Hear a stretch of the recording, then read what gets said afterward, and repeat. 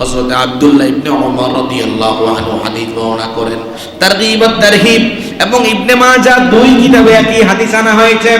রাসূল করিম সাল্লাল্লাহু আলাইহি সাল্লাম বলেন, ইন্নাল্লাহ আযজা ওয়া জাল্লা ইযা আরাদা আন ইউহলিকা আবদা, আল্লাহ যদি কোনো বান্দার ধ্বংস কামনা করে, আল্লাহ যদি কোনো বান্দার ধ্বংস কামনা করে, নাযাআ মিনহুল হায়া, তার কাছ থেকে লজ্জা উঠে যায়।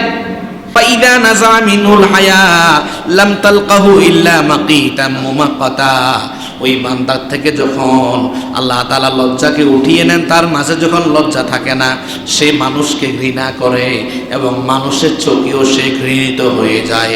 ফাইদা লাম তাবকা ইল্লা মাকিতাম মুমাক্কাতা, যখন সে মানুষদেরকে ঘৃণা করে এবং মানুষের চোখে যখন সে ঘৃণিত হয়ে যায়, নুসিআত মিনহুল আমানা, এইবার তার কাছ থেকে আমানতদারিতা ছিনিয়ে নেওয়া হয়। ফাইদা নুসিআত মিনহুল আমানা, যখন তার কাছ থেকে আমানতদারিতা ছিনিয়ে নেওয়া হয়, লাম তালকাহু ইল্লা খাইনাম মুখাওয়ানা, তখন সে খেয়ানতকারী হয়ে যায়, মানুষের চোখে বদদিন গুনে যায়।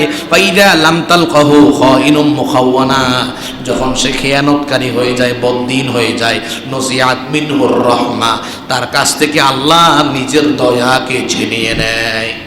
ফাইদা নাযাআ মিনহুর রাহমা, যখন বান্দা থেকে রহমত ছিনিয়ে নেওয়া হয়, লাম তালকাহু ইল্লা রাজিমান মুলাআনা, তখন এই বান্দা বিতাড়িত হয়ে যায়, আল্লাহর লানত প্রাপ্ত হয়ে যায়।